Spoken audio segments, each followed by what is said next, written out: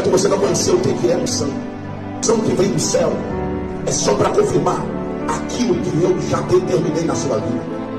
Quem diria que uns pescadores de peixe poderia, numa pregação, ganhar mais de 3.000 almas?